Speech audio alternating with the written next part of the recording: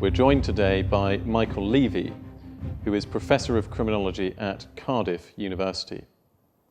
Professor Levi has been conducting research into white-collar crime, organised crime, corruption, money laundering and the financing of terrorism since 1972, and has published widely on all of these subjects, as well as editing major journals. Mike, I think I'm right in saying that your involvement in this area predates the emergence of any legislation on money laundering, let alone terrorism financing. Could you give us a sketch of how the threat specifically from money laundering and organised crime has evolved over that time?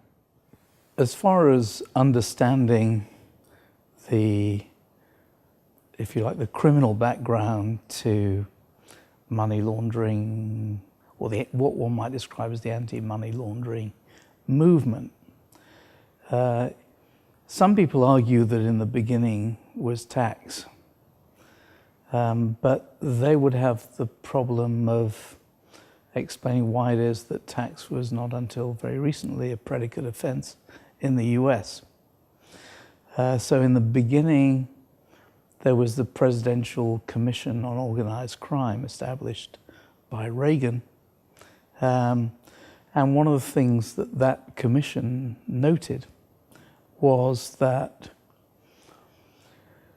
you needed to be able to take the money out of the crime in order to combat organised crime effectively.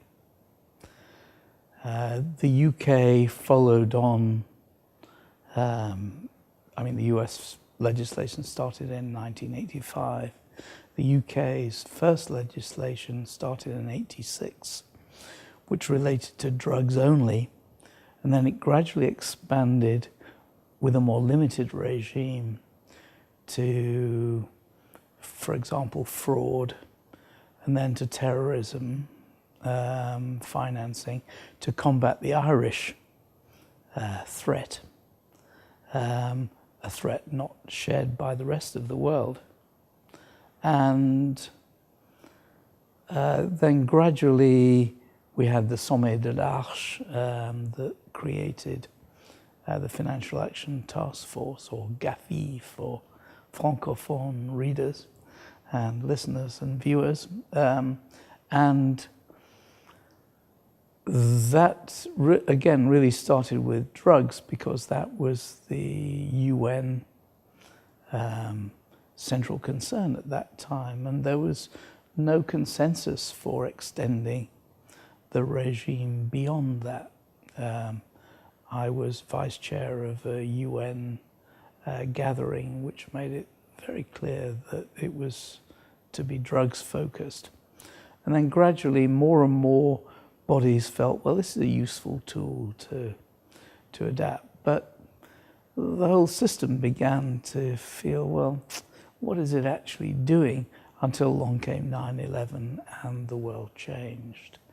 And so then, since then, people have seen, first of all, terrorism as a threat, which it is, then